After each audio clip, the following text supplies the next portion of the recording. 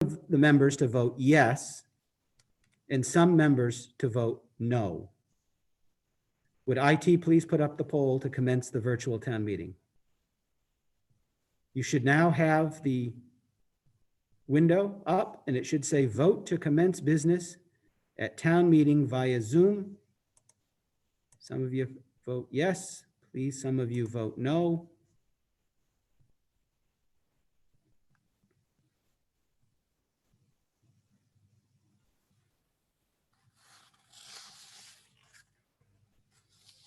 Again, I'm hoping that all of the attendees will vote either yes or no. Yeah, maybe that's 100% of the people that voted yes.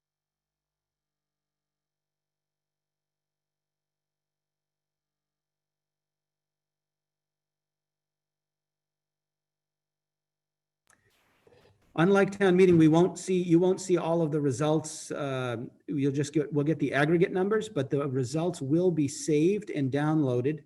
At the end of the meeting, we are required as well by statute to have all of these votes posted on the town website within a few days after the town meeting. So IT will have the lists and they will be available after the town meeting on the town website. So normally we have that procedure where you request a recorded roll call vote, but the state statute supersedes that request. We have to use this roll call system and post the results in order for us to conduct business using the virtual format. Okay, IT, you can close the poll and show us the results. So you should see that 49% said they want to continue, 51% said they didn't. I'm hoping that's not the final tally at the real town meeting so that we can conduct the business, but that's 27 in favor and 28 opposed. Again, we had a couple of folks that did not vote on this poll.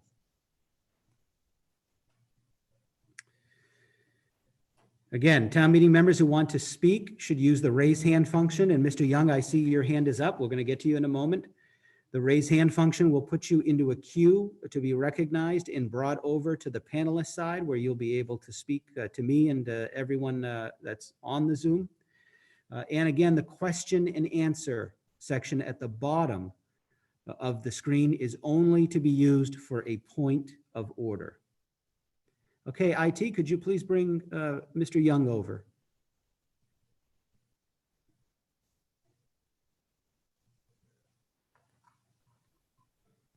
This is a quick question, David. You didn't say to click on submit after we voted. Were we supposed to do that or not? Sorry, yes. When you do the poll, the button at the bottom of the window says submit. You're correct. You said just click on yes or no, but you didn't say this. I did click on submit, but maybe a couple of people didn't. Okay, no, that's a good point. Yep. So you click on yes or no, and then at least on mine, it's blue, whatever it is, it's on the bottom under the question. It says submit, and you need to submit it.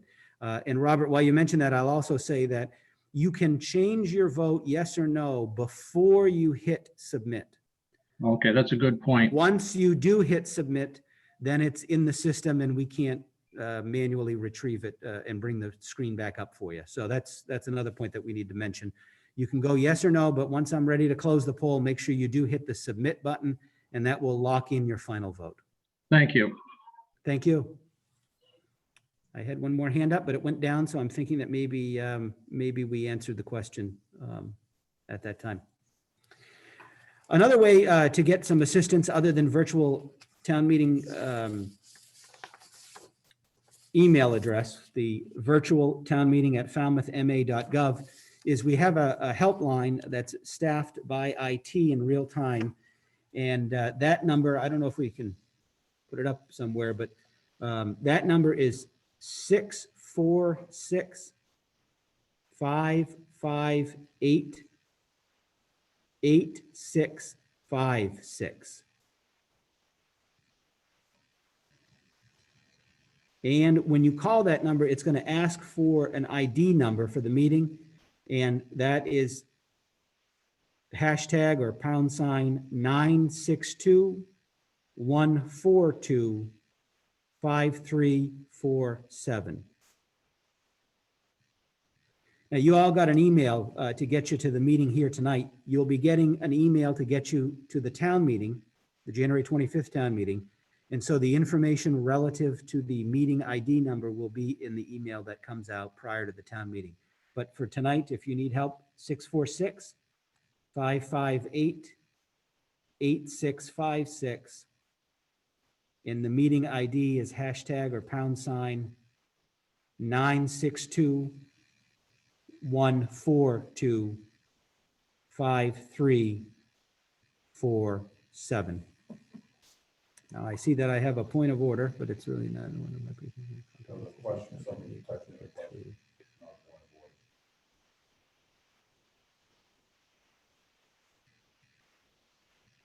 of order. Okay, IT, under questions and answers, Q&A, there's a situation relative to the phone number being used outside of the meeting itself. If you could clear the Q&A and address that separately. Okay, so normally what we do with a precinct meeting is we go through the articles and we have folks ready to answer questions and present any information that you all want. But before I actually start with Article 1, if any of the participant attendees have any further questions about the technology, about what they need to do or how this is going to work, please raise your hand now. And we'll bring you over and we'll answer some questions prior to starting with the warrant. IT, could you please bring over Judith Fenwick? So David,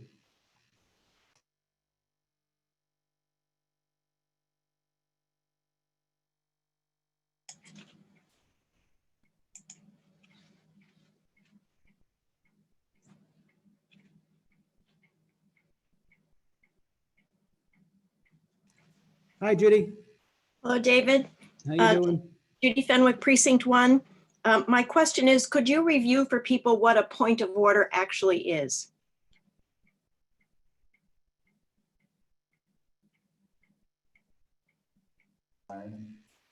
Okay, so a point of order is a procedural parliamentary motion that says that something in the procedure of the meeting is inaccurate. So I've done something wrong with the parliamentary procedure, so we have to stop the meeting.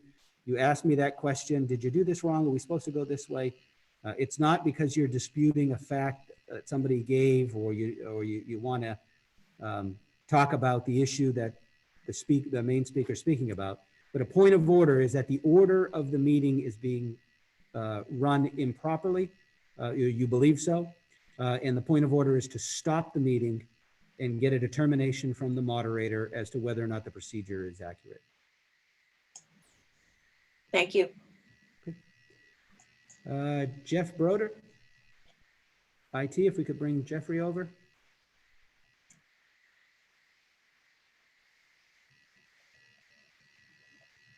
Good evening, Mr. Moderator. Jeff Broder, Precinct 7. I wonder if you could just clarify the check-in procedure, whether that's recorded by IT or if there will be some effort similar to the League of Women Voters at regular town meeting.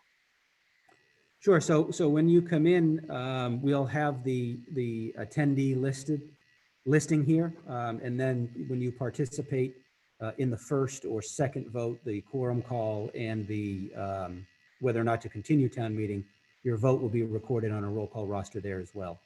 So you just have to log in, be present, and then participate.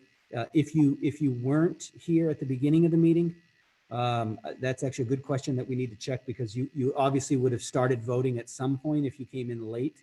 That's something that I'll have to chat with our folks about to make sure that when the town clerk posts the attendance, that if you came in on the third or fourth vote that you are recorded as being present. So we'll work that one out. Super, appreciate it. Thanks everyone's effort. Thank you. All right, IT, I have Robert Donahue.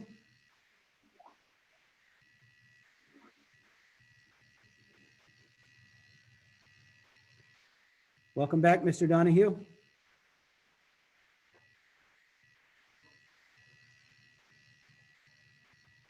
Okay, Mr. Donahue. Can Yep, you hear me now? I can hear you. Your video's not on, but that's okay. I'll start my video. There we go. There you are. I had trouble getting in They wanted me to do an international account or something. Anyway, Was it asking you for your Zoom password? Your account? no, Your Zoom account? it was asking me if I'm in Saudi Arabia or what was a couple of countries out in the, Okay, so Each why don't you circle back with IT? Because I know you had trouble last time, but you made it in both times, so right. something worked out, but why don't you call IT? Maybe there was something else going on there, some kind of a scam. or I something. also tried I got a little note today from Mike, and I tried that Zoom number, the 9933 number, and that's for the 25th, not tonight, not today. That's correct. That we have a separate ID number for the actual town meeting, which town meeting members would have received, Right. different from the two precinct meetings. Okay. Anyone else have any questions before we start the actual warrant? Okay, hearing none, we'll start on the warrant. Article 1. Article 1 is the capital plan. Any questions relative to the capital plan?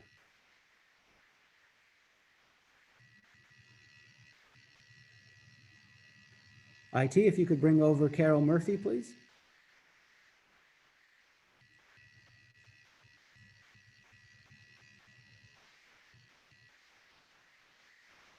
Welcome, Carol. You're on our side. Carol, can you hear me?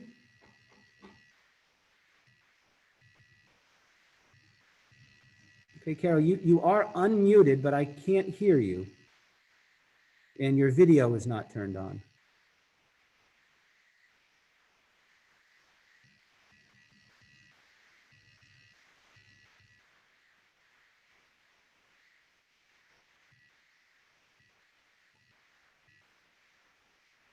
I don't know what's going on here right now. So you've just muted your video, Carol?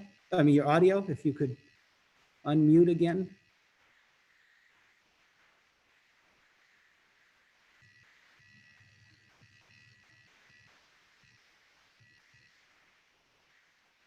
Okay, Am I Yeah. unmuted, Mr. Vieira? yeah, I can hear you now. Thank you, Mr. Vieira. Thank you for setting this up. Thank you, IT, for doing this. I appreciate this. Excellent. Can you turn your video on as well? I'm trying to, let's see, I'll try to start my video. Okay, is that better? There we go. Yes. Now we can see you. There you go. Hello, hello. Thank you. Again, thank you, IT, for doing this. I appreciate this. And I just wanted to ask about the road maintenance, construction, sidewalks, okay? Are any of the private roads going to be taken and refurbished? Well, we don't take private roads under a capital plan. That has to be a separate article at town meeting, and there are no Okay. private road takings at this town meeting. Okay, and also the police vehicles, I was just asking about how many vehicles are being purchased for $100,000?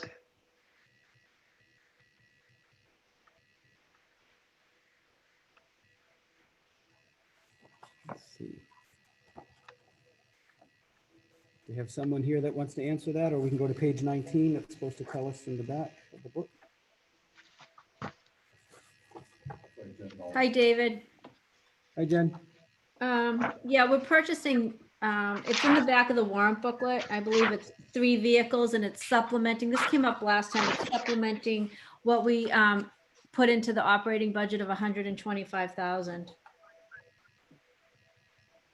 Okay, and the vehicles So it's cost actually, yeah, 55. it's actually 4 vehicles, 1/3 of the marked fleet is what Right. the All right. page 19 shows us. I'm looking at it, thank you. And I'm seeing $55,000 per vehicle. Is that, I'm reading this. That is correct. Why is it 55,000 per vehicle, please? I'll let the police chief answer that. Chief Dunn. The vehicles that we're purchasing, Ford did away with their old platform, and this is a new platform. And because it's a new platform, none of the gear in the cruiser fits. So we've been retrofitting the new cruisers with the new equipment, such as computer racks, prisoner screens, gun racks, and everything else. This is something that Ford said they were going to do about 2 years ago, and they did it. So it And raised the how much cost. of that, $55,000 cost, chief, is retrofitting? I believe the vehicles, I don't have the paper in front of me. I believe the vehicles are somewhere around 38,000, 36,000, 38,000. The rest of it's all equipment for lights. $17,000 in computers and plastic seats and shields, yes? That's the cost of doing business. My God. All right, thank you, chief. You're welcome. Okay, Carol, anything else on the capital budget? No, thank you, Mr. Vieira. Thank you. Let's see, IT, next I have Ron Zweig.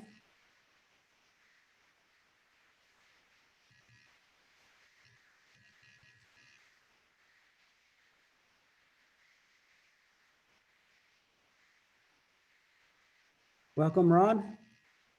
If you could unmute and turn your video on. Get your video. There we go. Welcome. It's working? Oh, great, thanks.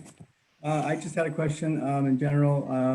I noticed that there's a golf equipment request under general government about the second line down for $50,000. And it's my understanding a number of years ago that the golf course was going to become more or less self-funding. And it seems like every town meeting or every other town meeting at least, there's a request for something for the golf course. And I'm just wondering if that is still the idea, that it would be self-reliant or whatever. I know with COVID, maybe the playing is curtailed, but I'm not sure exactly whether we're going to continue to finance the golf course. Thank you. Ms. Mullen? Hi, thank you for the question. Yes, the golf course hasn't been self-sufficient for a number of years. I think when they first purchased it, they were hoping that it would be, and then the golf industry wasn't doing very well, so it hasn't been self-sufficient. Right now, we transfer in $400,000 from the golf lease into the general fund, but our debt service is $600,000. In the latest contract, we are contractually obligated, since we do lease the golf course out, but we buy the equipment because we own the equipment. So in order for them to operate the golf course in the contract, we appropriate up to $50,000 every year in the capital plan, which we've been doing for a number of years to replace aging equipment with newer equipment. Thanks, Jennifer. I just, so that's sort of the plan going forward, that that the town will continue to subsidize as needed. That is correct, but let me tell you a little bit of good news. With the pandemic, actually, golf courses have done very well. So we're looking at in our contract with the people that lease the golf course, the company that leases it, we do get over a certain revenue threshold, we do get a percentage, and we will be receiving more revenue this year than we have in the past. Now, will that be sustainable? I don't know. It depends on if people continue to golf when the people are out and about a little bit more. But we did see some positive revenue from the from COVID. Okay, I guess we'll just have to wait and see then. Thank you. Anything else, Ron, on the capital budget? No, thanks, David. Okay, thank you. IT, next I have Melissa Freitag.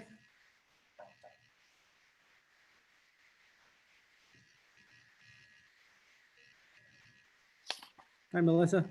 Good evening, Mr. Moderator. Can you hear me all right? Yep, we can hear you and see you. Thank you for recognizing me tonight. I hope everyone out there as well. I have a question, of course, about the coastal erosion line item under engineering and administration. I am wondering, I know that the $925,000 that is being requested has to do with the Chappaquiddick Road causeway, and that last year town meeting appropriated almost $2.4 million to work on that causeway. And it looks like for the next 10 years out, we've got $350,000 bookmarked. And I'm wondering if engineering has looked at, or had, I know it's a little late in this project, but if they're looking at alternatives to the hardening, the sheet piling, wall and revetment reconstruction that they're doing, and what they plan on doing in the near future, because we have tens of, or dozens of miles of waterfront roadway, and they're all going to be experiencing undermining over the next couple of decades. And so are we going to be asked to support hardened solutions as opposed to alternatives such as bridge building, which would have cost a lot less to do here and would probably last longer? Engineering around? Perhaps they're looking at the vulnerability assessment that the town did. Hi, Peter. Sure. We have Peter McConerty with us. Peter? Yes, good evening. Hi, Melissa. How are you? Oh, I'm well, Peter. I'm sure you were anticipating me, huh? No. So Jim McLaughlin was not be able to make the meeting tonight. They have the Cape Cod Commission Complete Streets workshop that he's doing. That funding is for Chappaquiddick Causeway. That's the last section to be done. Mm-hmm. And in future years, the 350 in future years is not for that causeway. It's for other roadway and erosion structure projects that are coming up that we're anticipating that we're going to be needing to do more work on. Okay, so I'm hoping that in the future, the engineering department will look to the vulnerability assessment and to the data that the town is getting now that's showing that these hard solutions are not the solution for dealing with climate change and sea level rise and future storms.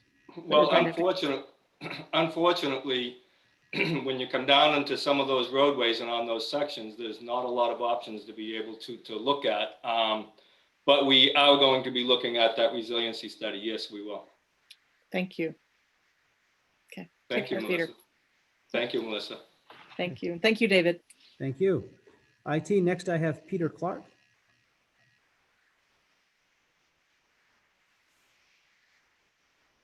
Welcome, Peter. Thank you, Mr. Moderator. Peter Clark, Precinct 1. I have a question about vehicle replacement, a couple of questions about vehicle replacements. There is a move toward buying some hybrid vehicles, and I see a movement toward buying gasoline versus diesel, I guess, again, because the gasoline is less expensive than the diesel. I'm all in favor of hybrid and electric vehicles, but is there a long-range plan here? How do we decide when hybrid vehicles are worth the extra cost? And it looks a little bit like an ad hoc decision-making process. Is there some systemic thinking behind that? So that's my first question. Who wants to take that one? Peter, go ahead. You can take it.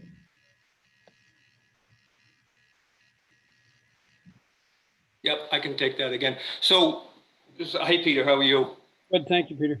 Good. So with the vehicle selection that we do with Public Works, we look at it two different ways. So when we work for the utility trucks and the pickup trucks and the larger trucks that we have to use for construction and to haul material, at this point, there's not a lot of options.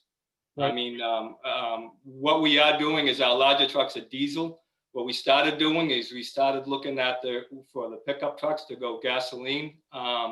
And for some of the administration vehicles, there is a transit connect van that's in there for facilities. That is a 4-cylinder, so that is, it's a 4-cylinder gas, so it's not going to be a lot. There's not going to be a lot for gasoline on that. Right. When we start looking at the administration vehicles for Public Works for Town Hall, we will be looking at some type of alternative, either it be a hybrid or electric. We purchased a couple of electric vehicles for Town Hall at one of the last town meetings. We got a grant for it. So I see that in the next few years, either coming from Public Works from the town or through grants, we'll be purchasing more of them. Thank you. And my second question, maybe you, again, Peter, I don't know. Mr. Moderator? Go ahead. Okay. In looking at the replacement of vehicles, I see the phrase met its life cycle a number of times. And in fact, there's a vehicle at about 91,000 miles that has met its life cycle, and another at 185,000 miles that has met its life cycle. So how do we determine when, one vehicle can run twice as far as another before it's met its life cycle? Again, is there a system to this process? It isn't explained very well. Well, I can go around that question and answer it, but to more fully answer the direct question of it might be our fleet manager who's here tonight, Edwin Rivera. But some of our vehicles, when we use them, obviously some of the vehicles get more use and more work than other vehicles out of them.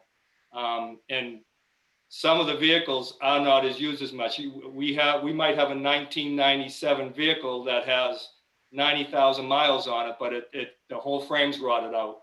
And we might have a 2008 vehicle that has 120 or 130,000 miles on it, but it's used every day.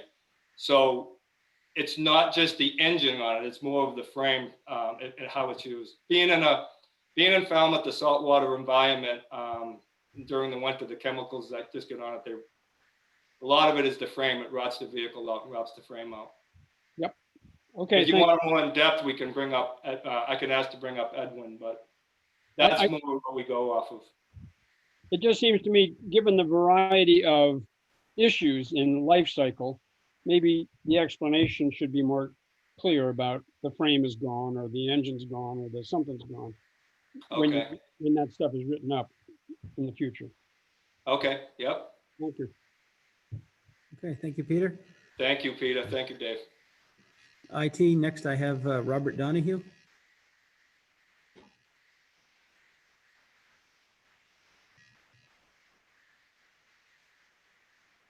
Welcome back, Mr. Donahue.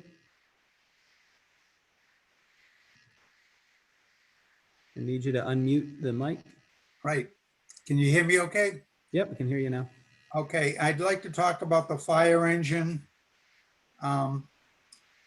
If the last meeting we had, we're substituting the 8 firemen that we were going to hire and said we're going to turn that money into buying the fire truck. Is that?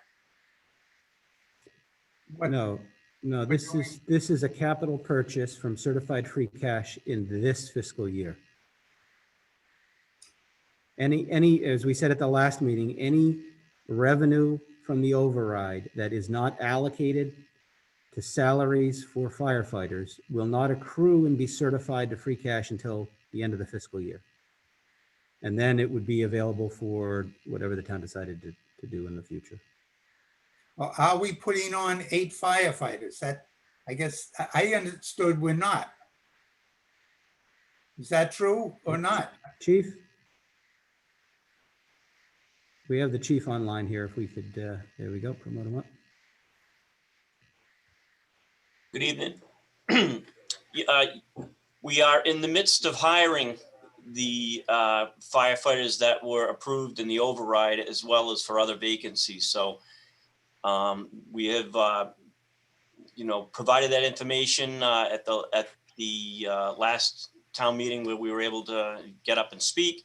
And many of the concerns were noted, and our issue has been with the delays with the civil service agency that controls how we obtain qualified applicants. So we are in the midst of doing that right now, and we hope to be able to move forward on that shortly. So I can tell my constituents that we are hiring 8 police firemen. Yes. Thank you. Right. A couple of people asked me about it, and I didn't quite know what to say. So I said I'd ask at this meeting. Thank you. No, thank you. Okay, IT, I have Ron Zweig.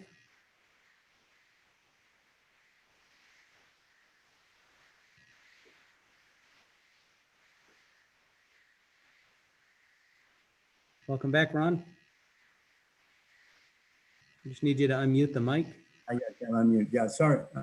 Sorry. Yeah, I'm sorry to come back again, David, but thanks for your forbearance. I just had two more questions. One is that on the sewer cleaning truck under wastewater, I'm just wondering if why that isn't being financed through the sewer bills for about, I guess, for about 2,000 units on the sewer in town.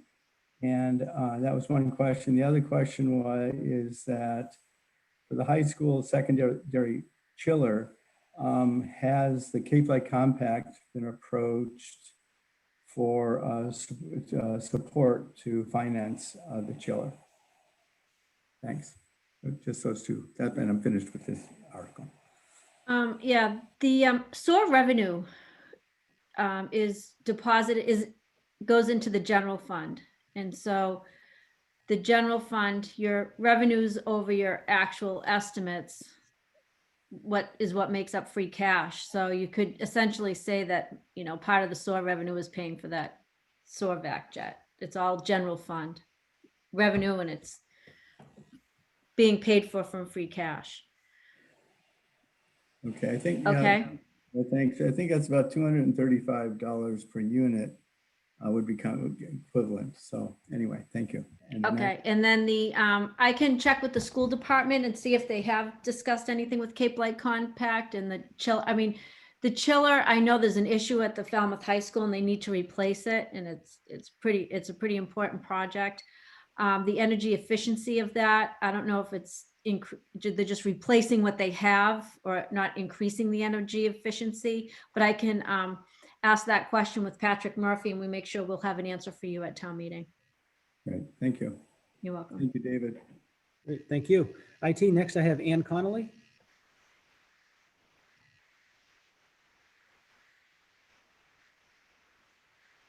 Welcome, Ann.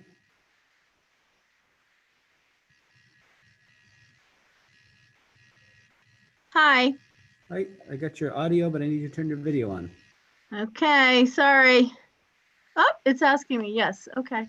There we go. Okay, ready? Ready. Okay, so I have a question also about the chiller. What is a chiller? Is it an air conditioner? And secondly, about the chiller, would that have been something that had been replaced during the high school renovation? And if so, what was the warranty on that? Is there a warranty? Is there any, I mean, that's a big nut for a brand new building. So, more information would be helpful. I can tell you that it has to do with the air conditioning. There's definitely an issue with the air conditioning at Falmouth High School. Part of the warranty and the renovation, all that, I really can't answer that, but I will make sure Patrick Murphy has these questions and he would be ready to answer those. Yeah. Okay, great. And then one last question. Does it have to do at all with air quality, circulation, things like that? Because of COVID, I know that's an issue, right? No, this was in here way before COVID. Okay, all right. I mean, it might help COVID, but it wasn't put in here because of COVID. Okay. I don't believe, but I'd ask him that, but I'm under the impression, no, they've been trying to fix this for a while. Okay, but you'll check or have him check. Thank you. You're welcome. Great, thanks, Ann. Thank you. All right, anything else on the capital budget? I had a hand that was up and it went down. I think we're good. I have a point of order. Oh, no, it's good. Okay, Article 2, non-capital projects. This is $832,280 from certified free cash for non-capital projects listed in the chart in your warrant booklet. Any questions on Article 2?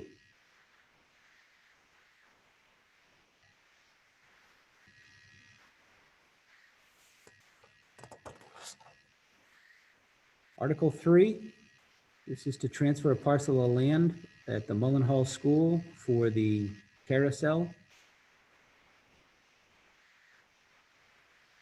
IT, I have Ann Connolly.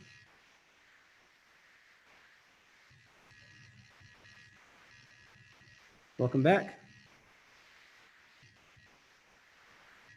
Yep, there we go. Yep, I know. Yeah, you're all set. Go ahead. Oh, you can see me and hear me. can Okay, see good. you. Sorry. I do this all day long at work, but apparently I'm still learning. Okay, so I have a bunch of questions about this. I've also had people, my, I guess my constituency, asking me questions about this. So first of all, this is sort of a question for the town. Do we have a land disposition policy? And if we do, does that outline the steps that the town goes through when it's considering or coming to town meeting to move something like this along? We're essentially getting rid of something we own. I understand this parcel is small, so it doesn't meet the state's threshold to have to do an RFP and whatnot. I just want to be clear that we're not giving up the jurisdiction, the town jurisdiction of the property. It was deemed surplus by the school committee. The selectmen will retain the jurisdiction and lease the property. So I just want everybody to be clear, we're not like selling the property.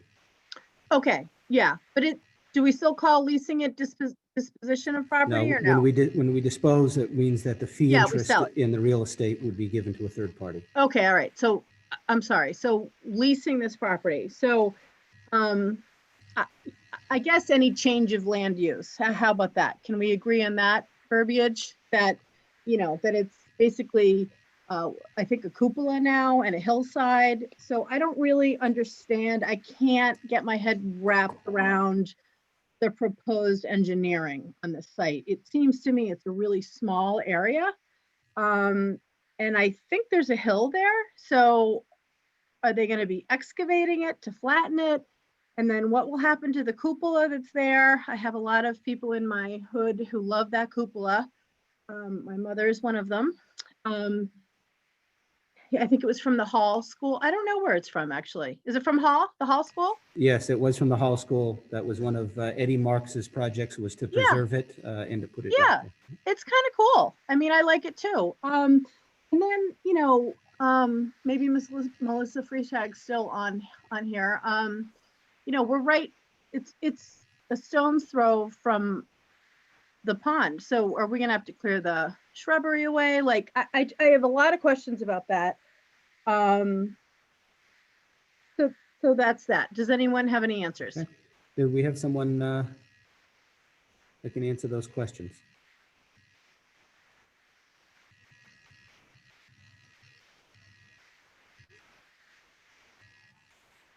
Okay, I'm not seeing anyone on our side that's got, if there's someone on the town meeting attendee side that thinks they could answer these questions, could you? I have one more question. Well, let me just see if I got anybody that can answer any of them. Sorry. Could you just put a little note in the question and answer, the Q&A function on the bottom? No, anyone that's on the attendee side that thinks they can answer the questions, because clearly there's no one on our side. Well, no, Peter just popped up, our assistant town manager. Okay, Peter, you can address this. So I cannot address the specific engineering questions, but I can speak a little bit to the process of how the town handles under Chapter 30B. It is considered, for procurement standpoint, disposition includes leasing. So we go through a process of communicating with all of the departments to see if there's an interest in the piece of property before we consider leasing or selling the property. And then we have a policy conversation with the select board as to what goals and objectives they might want to achieve in leasing the property. The procurement law does allow quite a bit of latitude for the board to set some policy parameters around the purposes that it wants to achieve in leasing or selling a parcel of land. So, it's not a precise policy that says we can do these things and we can't do those things. It's, the select board or the chief policy board of the town. So they use their judgment to determine what the parameters of that request for proposals might be. And this parcel would have to go through that same process. It's a little, clearly the whole process is being driven by a desire by the carousel folks to lease the property. But the select board will have to entertain other potential uses of that parcel. Okay, so this isn't set in stone. It will have to go through a procurement process. That's correct. Okay, and then my other question, or perhaps some feedback, and I'm going to try to be really careful with my verbiage and my word choice. Having represented another nonprofit in town and myself trying to get land, basically, to build housing on, the process was not always that transparent. And I think perhaps, we're all in COVID. It's really hard to stay connected and know what's going on, but there's a lot of confusion about the process. And I think and it's not the carousel's fault. I want to be real clear about that. I think it's a lovely, thing for kids, and it's certainly artistic and lovely and beautiful. And I think the board is lovely and wonderful and hardworking and lovely. But I do think we need to be a little bit more transparent. And I don't know how that happens. Maybe public meetings, maybe something posted on the Board of Selectmen's webpage with sort of the details of the project, the engineering, that kind of, I don't know. I don't know how you do that. And I certainly don't know how we would do it during COVID, but that's my feedback. Okay, I would just mention that, the request for proposals will be advertised, and so there will be, clear So outreach, and then there will be a review committee that reviews it, and then the recommendation will be brought forward to the select board at a posted public meeting so that they can make the decision as to which proposal, if there's more than one, is selected. So that's reassuring to me, because I think some of the information flow around this article has led folks to believe that this is a predetermined, if we pass this, the carousel's got it. And so I kept kind of questioning that. So what I'm hearing is that I was right, that there is more to the process and there will be several opportunities for the public to weigh in on what goes there and how it's used. That's my understanding. The town meeting article uses the term lease, and a lease requires a competitive procurement process. I should mention, just because I have not had conversations with Frank Duffy or the town manager about the mechanics of this should the article pass. There is another mechanism for a temporary use of town property under a license agreement. So with a license agreement that's temporary and that it's not binding on either party can end the license at any time, that would not require a procurement process. Okay, but hopefully we won't. Yeah, hopefully we won't use that. So even though the value of the land is under a certain state threshold, we still are going to do the procurement process.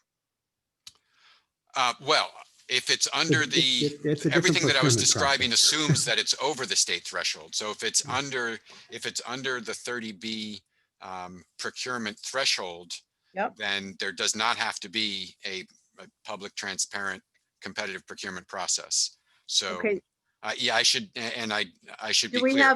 I have not looked at the value of this parcel. So if the value of this parcel is below the threshold, then there may not be a competitive RFP. What is the threshold? I can look that up and get back to you on that off the top of my head. I'm not sure if it's we should 25,000 or I think it's 30. Is it 35,000 maybe? And I think that something like that should be included in the explanation. Not necessarily all the verbiage, but this parcel is underneath the state's threshold of XYZ. There, something like that is I personally think is really relevant. Not sure how my other fellow town meeting members feel, but I think we're kind of back to the information flow and the level of transparency. So take that for what it's worth. Thank you. Okay, IT, I have Peter Clark. I know he had said that he could probably help answering a question, but he also had his hand up in the queue. Peter? Yes, thank you, Mr. Moderator. I've visited the site. It will have no impact on the cupola. It sits behind the cupola. It should have no impact on the pond. It sits to the school side of the existing walkway around the pond. So it isn't encroaching directly on the pond, and it is not encroaching on the cupola, which will remain there as part of the complex.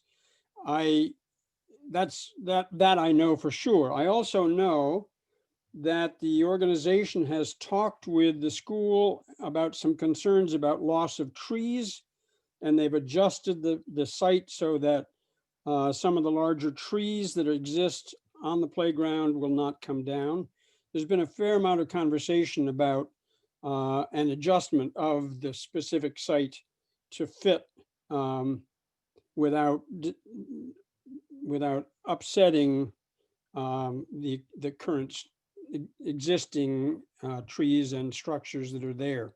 So it will require cutting into the bank and building a retaining wall into the bank to keep the carousel at the level of the pathway, or pretty much at the level of the pathway, because the bank runs up to the fence around the playground. Okay. Thank you. I just want to remind town meeting members that the Q&A is used only for a point of order. I see that some people are starting to ask some questions in the Q&A. Just raise your hand and you'll get in my queue to be recognized to ask a question on the project. Next, I have Brian and Keith, which I believe is Melissa Keith.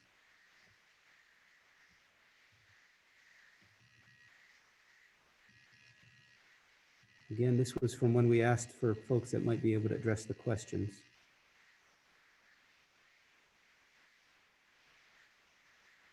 Melissa, if you could unmute. I'm trying. Yep, we got you now. Hang in there. Hi. Sorry, I have another Zoom going on my cell phone. I just want, and I said this at the last precinct meeting, Annie, this part I did not say. This, I think I can answer part of your question. The questions about moving the shrubs and being close to the wetlands and the cupola, I personally had questions on. The carousel, some of the board members tried to answer those questions for me. I don't want to throw my personal opinion in there. I'm trying to walk a fine line there. But what I would like to say is that I think that it would behoove the town meeting body to really kind of go back and look at the school committee minutes surrounding this. And please know that this was not a runaway unanimous vote to turn the land over. Okay, anything else on the article? I don't know. I'm trying really hard to stay neutral and not sway one way or another. But Yep, the purpose of the precinct meeting is to answer questions and have questions answered. So do you have any questions? I personally don't. I was just trying to help answer the question and just put it out there as I did the last time. Okay. Thank you very much. And that was difficult for us because folks were on the opposite side of this platform. So the Q&A worked out well to be able to let us know that that you could address a question that I didn't have somebody on this side. Thank you, Mr. So we'll Moderator. have to keep that in mind for town meeting as well. If we have folks that are town meeting members that are actually involved with an issue that we need to. So I have a question. During town meeting, I obviously am able to speak how I would speak as a town meeting member. I'm not comfortable doing that at this point right now. Okay. Yep. All right. IT, I have Melissa Freetag.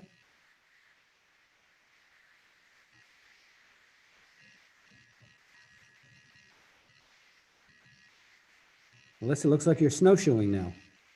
No, I'm cross-country skiing. Oh, Hi, cross-country David. skiing. Okay. Yeah. I'm a snowshoer, so I just... So I can do that too. Hey, it's Melissa Freitag, Precinct 6. Forgot to identify myself last time. Thank you, Mr. Moderator, for recognizing me again. Good point, Melissa. I haven't been asking people to do that tonight, but we do have to do that at town meeting because we will have a stenographer taking a record of It will be good practice, I guess. I'd like to echo some of, well, I'll say I echo most of Annie Connolly's concerns. It looks like we have a lot of unknowns with this project. And I have a couple of questions, actually.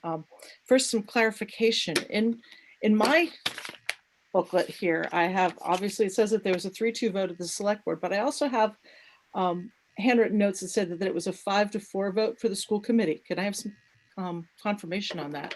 Am I That's mistaken? correct. That was, yep.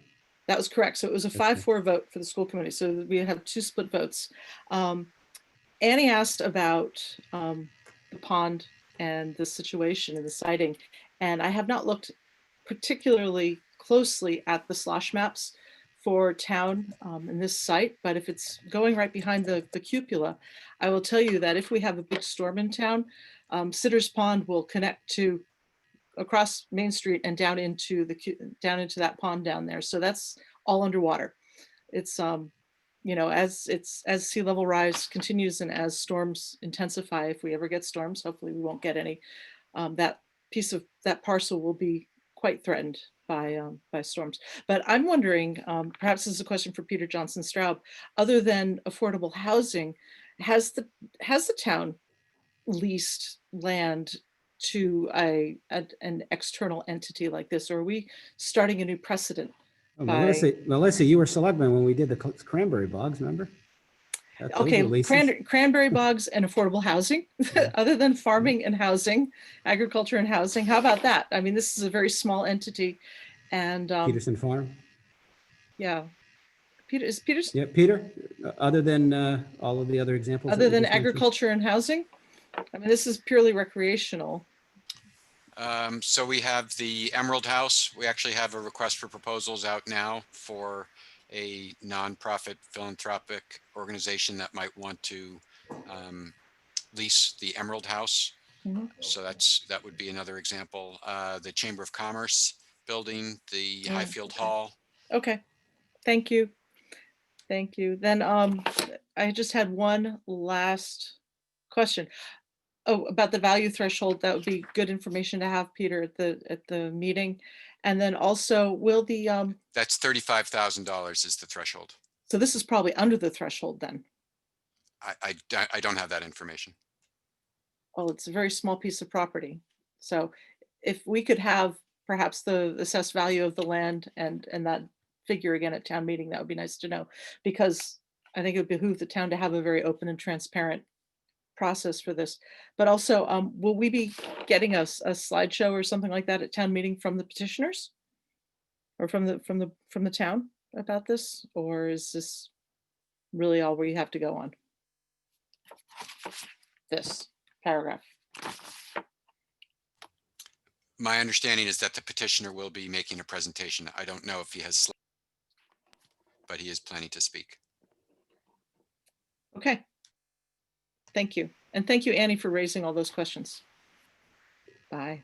Okay, next on the list, IT, is Deborah Siegel.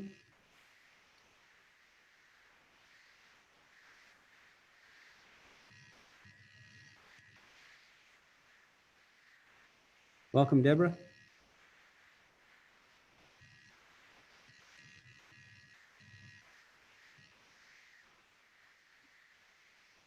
Can you?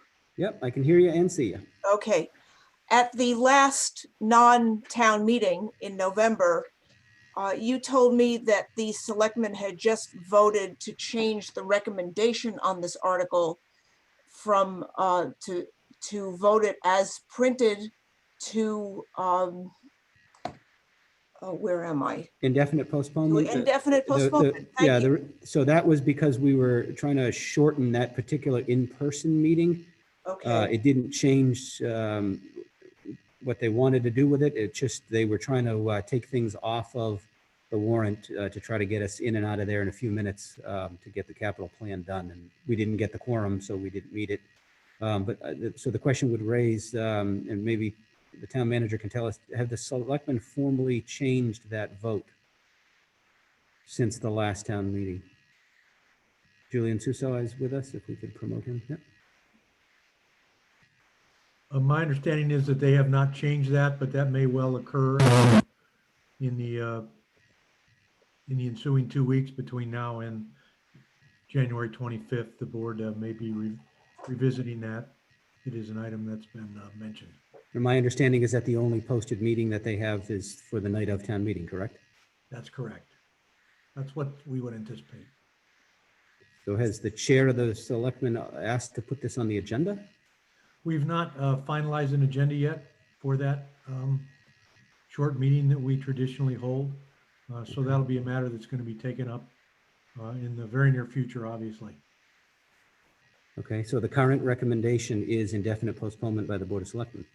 I believe that was where it was left, so that Okay. will need to be discussed. Okay, Okay, thank you, Mr. Suso. I still have some concerns about this article, but I don't have any questions that that are appropriate for the precinct meeting. So thank you, David. thank you. Just trying to change the earpiece here because Mike's on the other side and I can't hear him when I have the earpiece in that ear. Okay, next I have Robert Baker.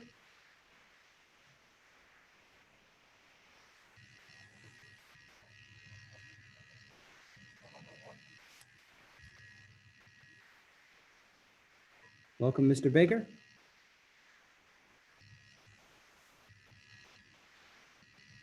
Need you to turn on your mic and your camera.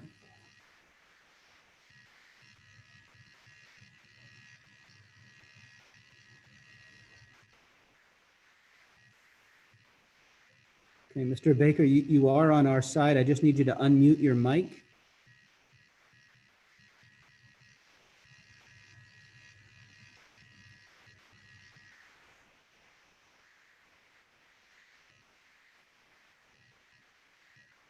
Okay, I'm not sure. I don't know if Mr. Baker, if you can hear me. If you can hear me, you need to unmute your mic.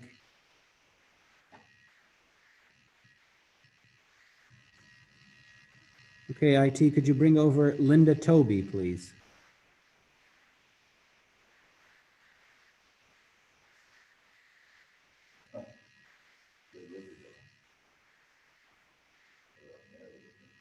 Hi, Linda.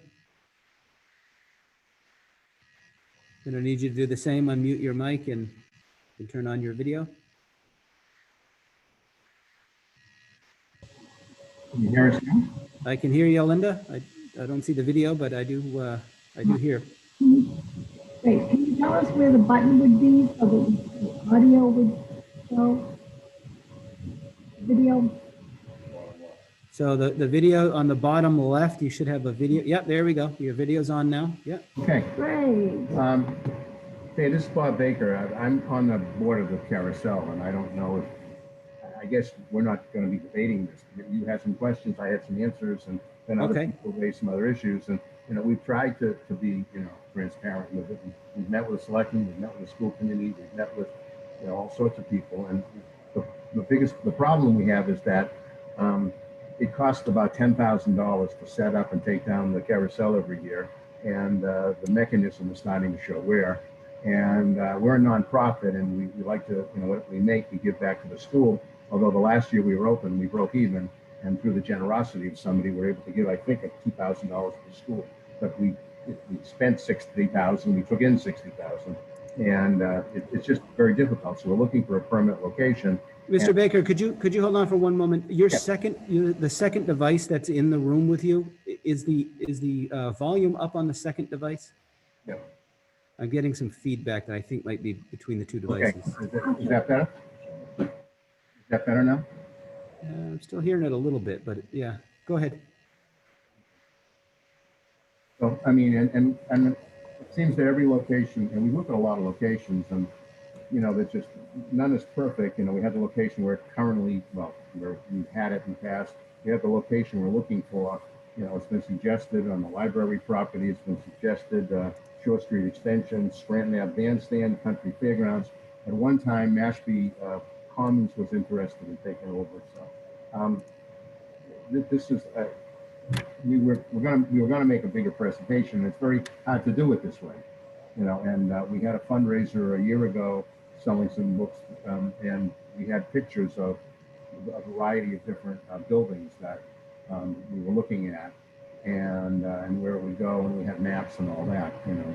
But we would have had that at, you know, town meeting, and I'm sure we'll try to have it for a virtual town meeting, but it could be difficult. But we're trying. You know, we have all this material, And we were ready, with the town meeting, that didn't happen, so. I don't want to hold up any more time. Most of the questions that I was going to answer have been answered by Peter Clark and a couple of other people, so. All set. Okay, thank you, Mr. Baker. Appreciate that. Next on my list, I have Paul Dreyer.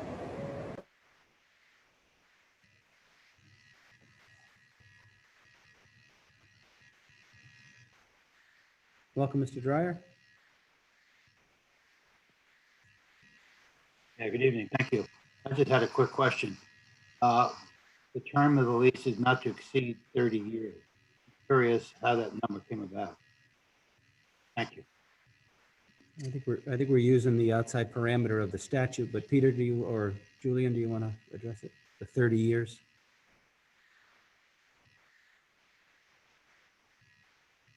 A lot going to happen in 30 years in that area, so I'm just curious why it was so long. I don't have the definitive answer on the 30 years. It may be the statute, as the moderator suggested. We'll double check that and confirm between now and town meeting. Thank you. Yeah, so it's not to exceed. Paul, you did mention after that you thought maybe it should be a shorter amount. So the statutory language doesn't allow that type of an agreement longer than 30 years. So they used the default there. Thank you. Okay. Next on my list, I have Judy Fenwick.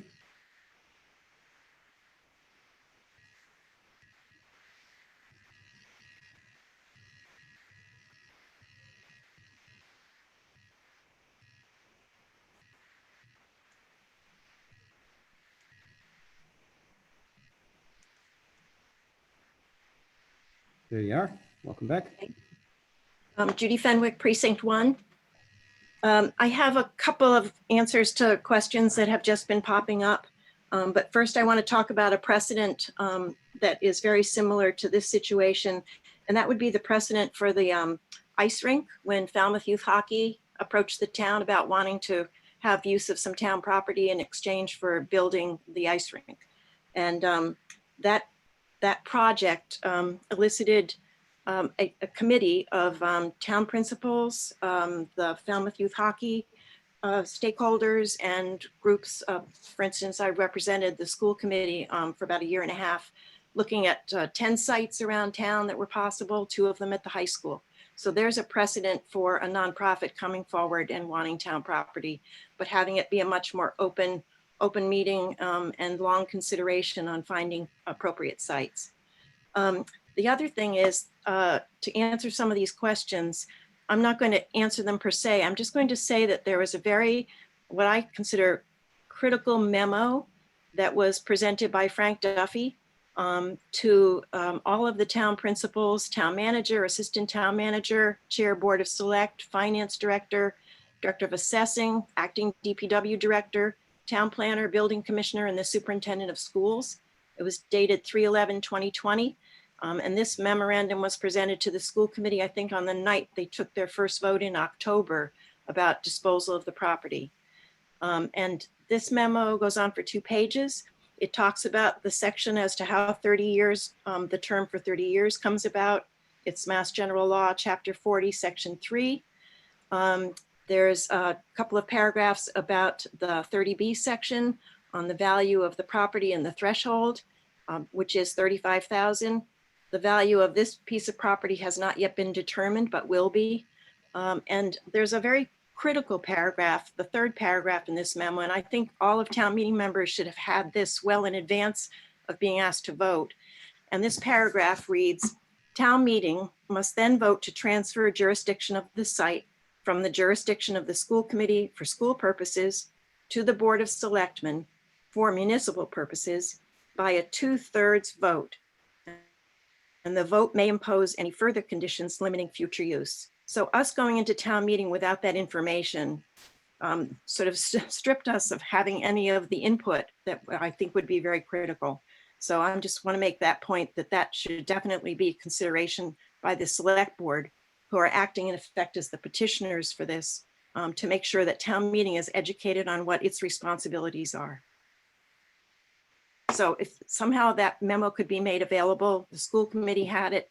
It was a part of their packet. So I was able to download it from their website. I think it would be really valuable for all town meeting members to get a copy of that. That's it. Mr. Suso? Yeah, Mr. Moderator and Ms. Fenwick, we'll be happy to post that on the town meeting portion of the town website. Okay, good. All right, IT, next I have Carol Murphy.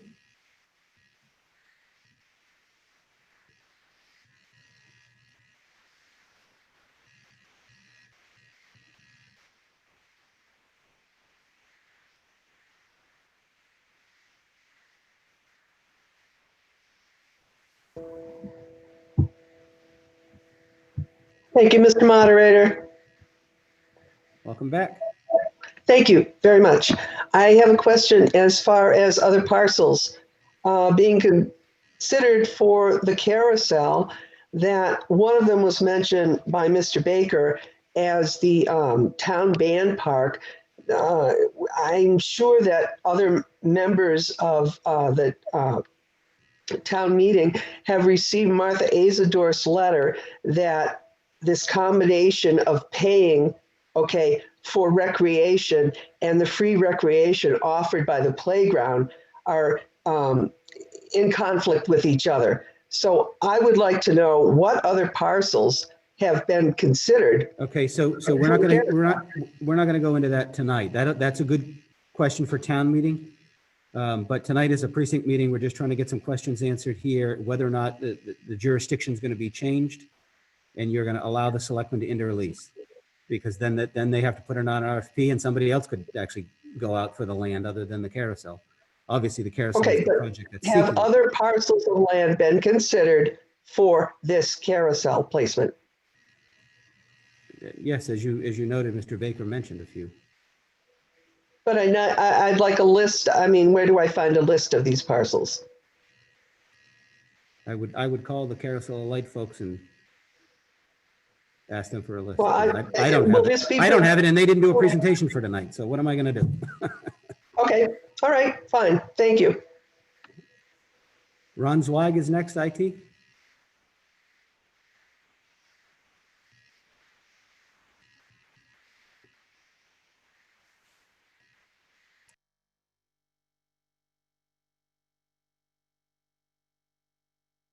Sorry, David, every time I'm brought, thank you for recognizing me, Ron Swag, Precinct 1.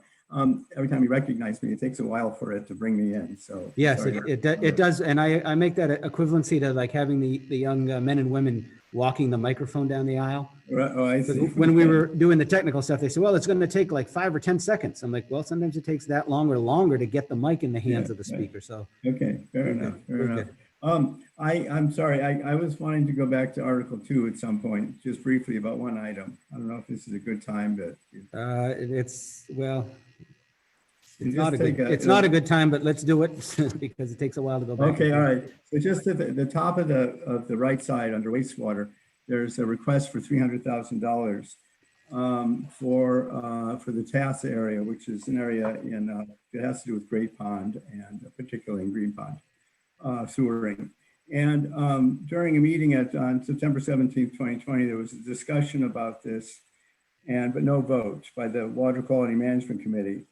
And in the discussion, Amy Lowell was going to look into getting these funds from AFSI, from the Air Force Center for Engineering and Environment, which was allocated to the town. It's about $2 million there in the 1970s and 1980s.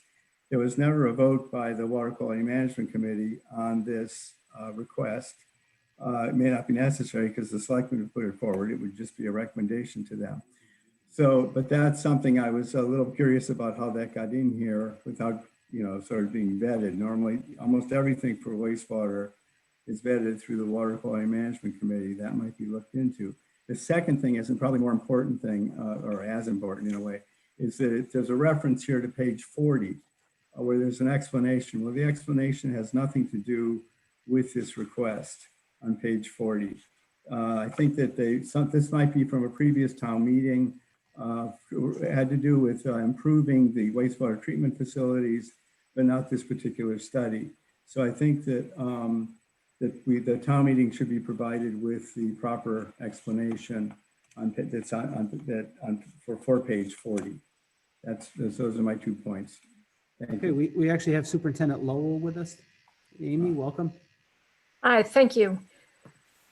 So Ron, it sounds like there's a little bit of a misunderstanding. The $300,000 request is for the beginning stages of design of upgrades to the wastewater treatment plant. And that's part of what's required, what will be required ultimately to handle flow from the T-Ticket Acapesket service area, but also required for handling future flows and from the existing sewer service area. So this is page, the reference on page 40 is correct. Well, it's not, okay, thank you, Amy. It's not complete though, it kind of ends, it's incomplete and there's a diagram missing that's referenced in it, but that can be looked at. But that's why I just got confused because it says, you know, the TASA area improvement. And I thought it had to do with the area, but it has to do with the wastewater treatment facility anticipation of that. Right. But you might want to look at that explanation because I think it suddenly stops. Yeah, they're edited to fit into the warrant format. And I need to do a better job in the future of limiting it to one page, so that limiting what I provide to one page so that it appears correctly in the warrant. Well, I think it goes on. I mean, they just cut it off. They took away some of your poetry, I think. So anyway, you have a look there and see. It's hard to scroll down on a sheet of paper, but you can do it on the computer program. Okay, thank you. Thank you. Sorry, David, to go backwards. Okay, next I have Ann Connolly. Thanks, Amy, I appreciate that.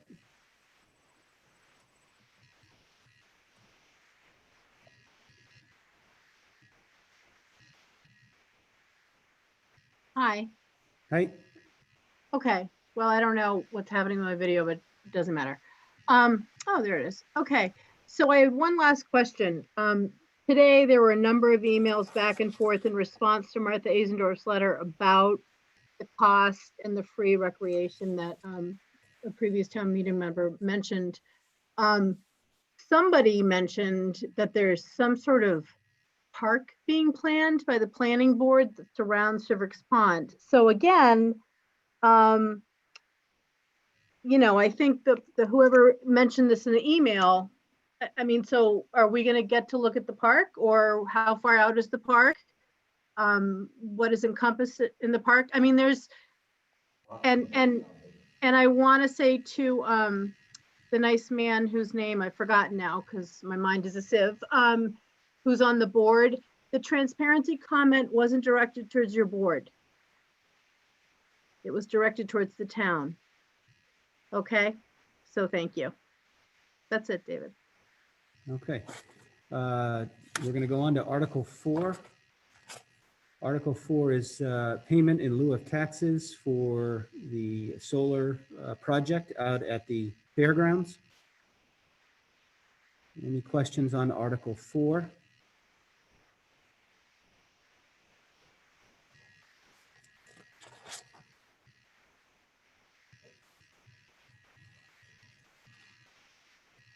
Okay, hearing none, we'll go on to a series of articles that deal with home rule charter amendments. The first one, Article 5, deals with the policy leadership section of the Board of Selectmen. IT, I have Mary Berry.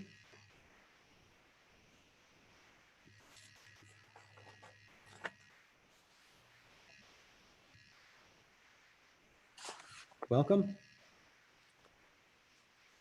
Thank you, Mr. Moderator. I have a couple questions on this, and I think I'll just say what all three of them are, just to make it a little easier.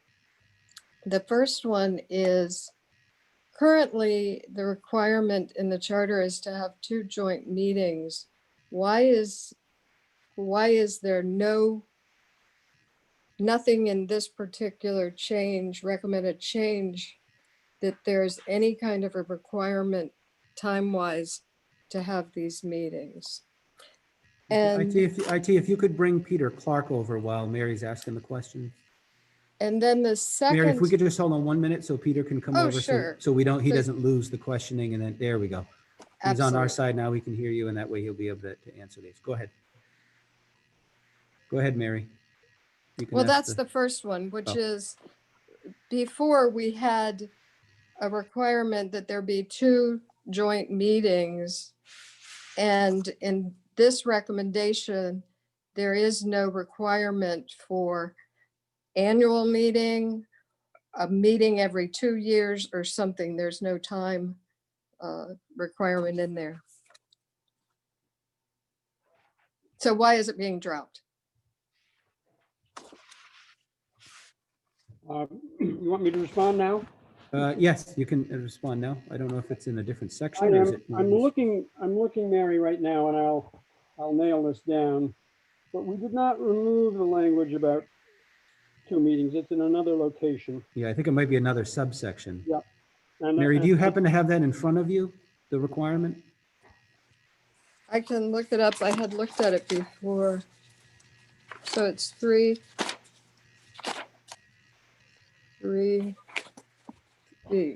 3A and 3B are the only 2 that are being changed in this. Okay, so B says the board shall hold a joint meeting at the very least twice per year. You're looking at C3. Please take me to the, C3, CB, 3B. B. C3, 3B, right? C3, 3B. Yes.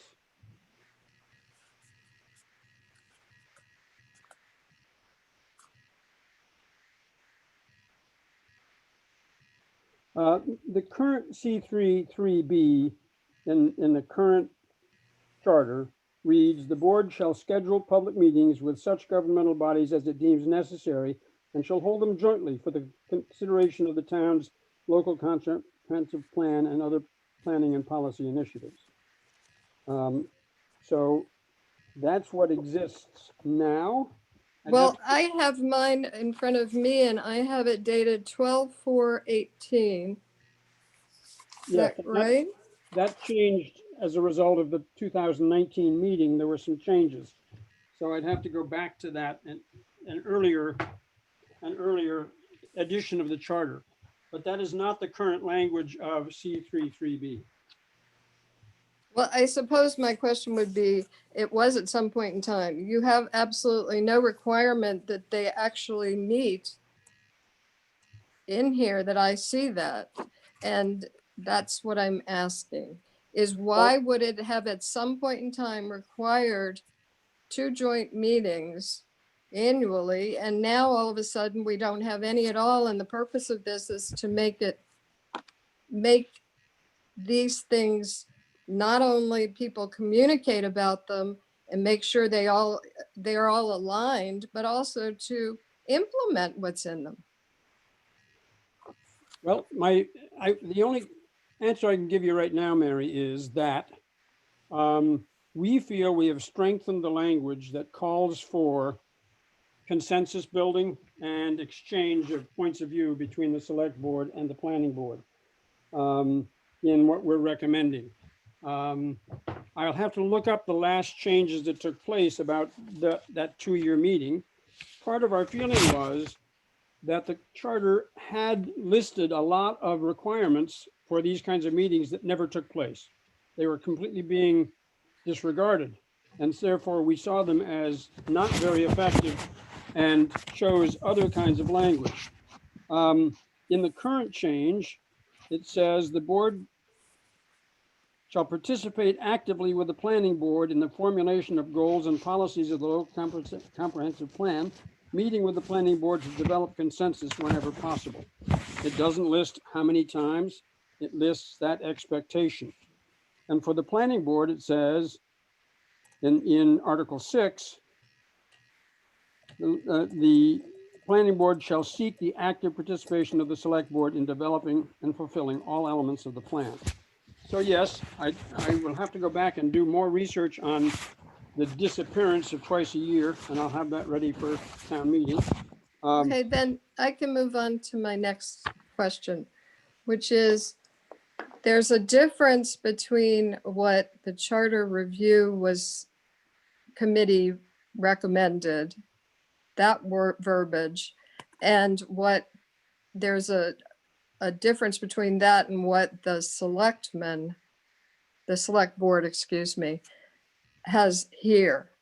And I wanted to know, are we voting on what the select board proposes? If I can have slide 3, we'll see the language that you're talking about, Mary.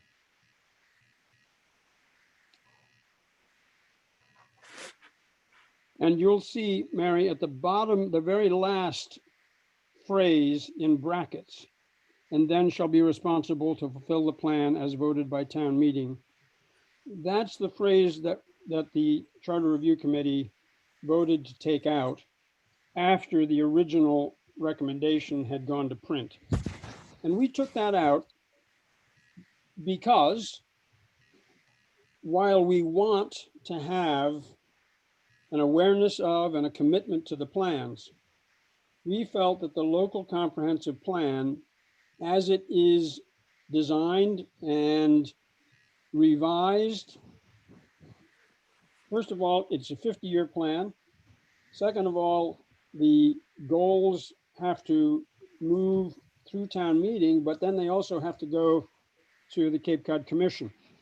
So the local comprehensive plan is a slow-moving document. And we felt that that language tied the select board to elements of the local comprehensive plan too tightly and didn't give them the flexibility that they needed as the executive body to meet current issues that might be coming up that had not yet been dealt with in the plan. So we felt it was better to take that phrase out than to leave it in, and you will be voting on the language that is recommended, and that in the warrant book that's below the original language, and it talks about the deletion of that phrase. Okay, and then it seems to me that if you read this, you are basically changing some requirements to something where you're only seeking active participation, which in my view means I could be seeking all sorts of things and never get active participation in anything. So that's another question I have. What constitutes active participation, or shall participate actively? And the other thing would just be a comment, which is the way you read that last sentence is different than the way I read it. And I would suggest that there be some punctuation made, because it seems like you could read it that the policies of a local comprehensive plan meeting is the phrase there. So I would just, throw that at you to see if you wouldn't want to make a change in that regard. Thank you. I'll take a look. But I would say that my question, and you can answer it at town meeting if you want to, that seeking active participation is not really a very strong kind of requirement. Okay, and I just to underscore, while you were having the exchange, I actually pulled up the code online, and at May 19th, 2020, question number 6 was the amendment that removed those 2 meetings that you had referenced in the previous version. So that was question 6 at the ballot. Okay, next on my list. Oh, hand went down. Is there anyone else on Article 5? Okay, maybe it was the same question. Okay, Article 6. This is other elected town government bodies and officers. This is Planning Board. I have Mary Berry again.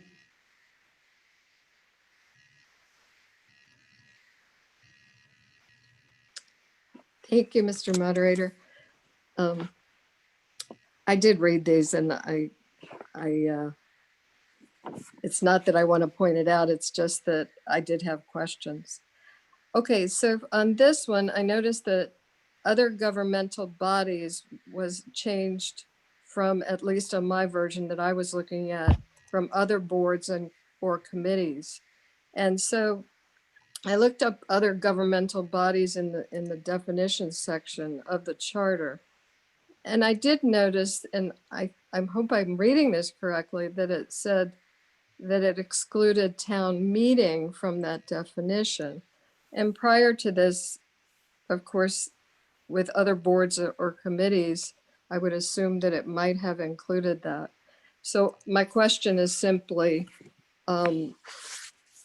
is that in fact true that this definition, using this definition, it's intended to exclude town meeting from that? The definition of governmental bodies as it was approved at the last meeting applies to any multi-member organization or any multi-member body or subcommittee within the town, whether elected, appointed, or otherwise constituted, with the exception of town meeting. And the reason town meeting is accepted is that it is a different branch of our government. And as you'll see in the last, if we have slide 4,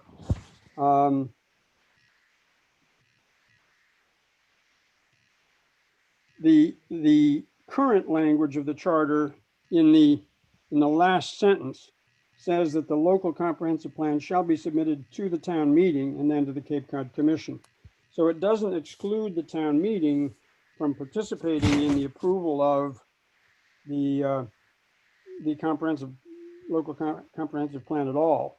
But in the stages before it gets presented to town meeting, it is saying that any other committee, board, authority, council that has plans developed need to coordinate with the planning board about them. So my follow-up question would be, wouldn't you want town meeting members to participate in the process before, as well as But not other as governmental? but not as an entity. So not as not Okay. as the town meeting. I mean, we have a statutory obligation that we have to approve that before it goes to the Cape Cod Commission anyways.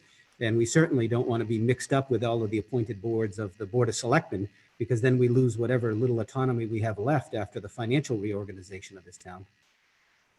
Okay, I can understand that. I thank you for answering the question.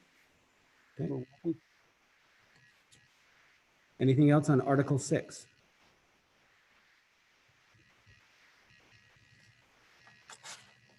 Article 7, this is Town Manager, Powers and Duties, Section A.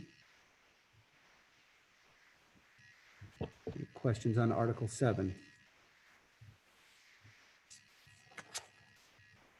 Article 8, this is Appointed Town Governmental Bodies. Any questions on Article 8?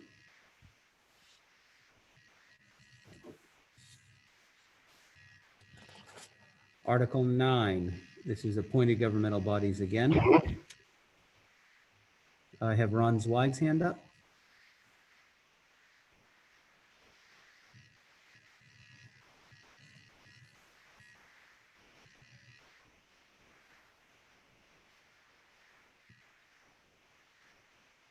Just need to unmute, Ron. You just need to unmute first. Got it. There you go. I'm on mute. All right, thank you. Thank you, David. Ron Zweig, Precinct 1. I just had a quick question on this. I know it's gone back and forth a bit about which entity should be on this committee. And I'm just wondering why the Water Quality Management Committee wasn't included because of the potential impacts of developments on the wastewater management systems and planning. Thank you, Ms. Zweig. Peter Clark, Precinct 1. the issue in this article is essentially about where committees get their authority. We had to make a decision, or try to define, we felt, which committees belonged in the charter and which didn't. And the major division there is between those governmental bodies, boards, committees, authorities, that are advisory to the select board. They're appointed by the select board, their tenure, their mission depends on the select board, and they report back to the select board. And on the other hand, those that are elected or those that are authorized or mandated by state law. Once you get away from those that are authorized or mandated by state law, you get to about 40 different committees in this town. And the Charter Review Committee felt that that was the major point of separation. The Water Quality Management Committee is immensely important. They do very valuable work. They make important recommendations to the select board, but they don't have the authority themselves to make those decisions. They're reporting their ideas to the select board.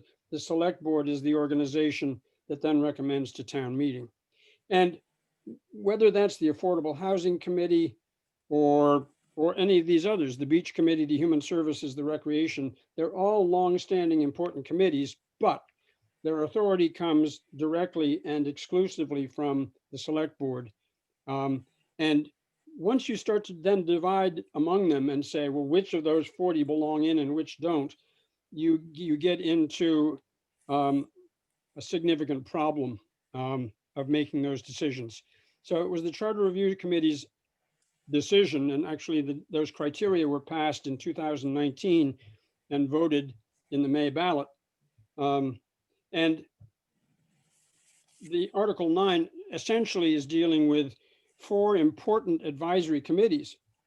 Before the charter, these committees, some of them were elected, some of them made very important decisions, but the charter took that authority and channeled it all through the select board, and it made the employees of those departments directly responsible to the town manager.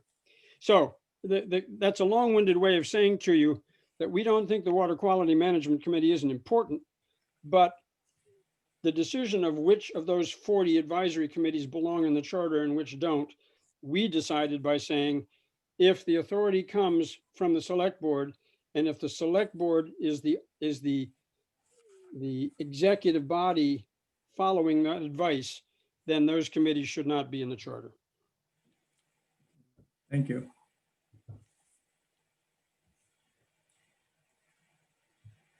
Thank you for asking.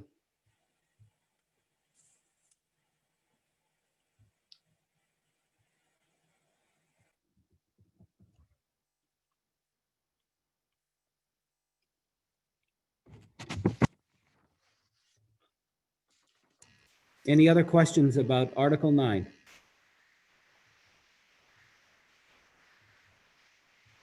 Okay, hearing none. Are there any other questions about the technical side of running the meeting here, the Zoom? Our Q&A is only going to be used for point of order. If you want to ask a question, you'll raise your hand and you'll be put in the queue. When a poll comes up, it's time to vote. A window will pop up. You'll vote yes or no and then hit submit. Once you hit submit, you cannot change your vote, but you can change it before you hit submit. I have a question from Judy Fenwick.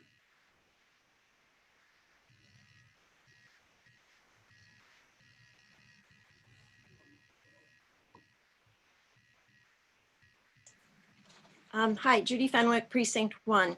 The question I have relates to some of the points that I brought up about this memo from Frank Duffy, and Mr. Suso said he would make sure it was posted for town meeting. But I'd like to find out how there could be screen share with some highlighted paragraphs from that memo. And also some information from the vote that the school committee took when it made its decision 5-4 for disposal of the property. Because in that motion, the school committee put restrictions on the the turning over of the property to the select board. And town meeting is also allowed, according to our vote, to impose further conditions. So it'd be really good for town meeting to know what its responsibilities are if we vote on this article, and also what restrictions the school committee already put on the disposition of the property. So how could a screen share with items from, paragraphs highlighted from those two documents, which I'm assuming that the town manager has, be available so that when, for instance, if I choose to speak at town meeting on this, that I can have those pieces of information come up on the screen. To me, that's the only way that town meeting is going to be educated about its responsibilities. So IT can still take PowerPoint presentations like we do for the normal town meeting. And then those PowerPoints can be shared through the screen share. As you saw, Dr. Clark had done a PowerPoint for the Charter Review Committee. Yes. But I think the question is, you're asking, is someone else going to develop that PowerPoint? Well, I don't think it should be my responsibility. I would think it would be perhaps the town manager or the select board's responsibility to have that information available to town meeting at our meeting. Okay. Does anyone want to address that now before we leave? Okay. Well, the question was heard by all the panelists, and maybe you need to make a call tomorrow to town hall as well. Okay. Okay. So any other questions technically about running the meeting itself? I think everyone did a really good job. There is a little delay getting from attendee to panelist, as we mentioned, but that's okay. Just think of it as the opportunity of the individual carrying the mic walking up and down the aisle. It's actually, in many cases, even quicker than that. So we will see you all, hopefully, at town meeting. At the 25th, you should have gotten an email today. The first email went out today relative to the login information for the actual town meeting. Make sure that you don't confuse the link for tonight's meeting with the link for town meeting. Those are separate login information. So you need to use the email that went out relative to the town meeting itself. With that, I want to thank town meeting, the town IT department, who's behind the scenes right now working on this and has been working for weeks and a couple of months to get this operational. I want to thank town clerk Mike Palmer and his staff for all the work that they put into it, and the town manager's office. We even have our assistant town manager running one of the technical pieces behind the scenes in real time. So I want to thank everybody for coming together to make this happen. And we're going to make a little bit of history on the 25th. I guess that'll be the second time I made a little bit of history as moderator in Falmouth, one under better circumstances. But appreciate everyone being here tonight. Stay well, stay safe, and we'll see you soon.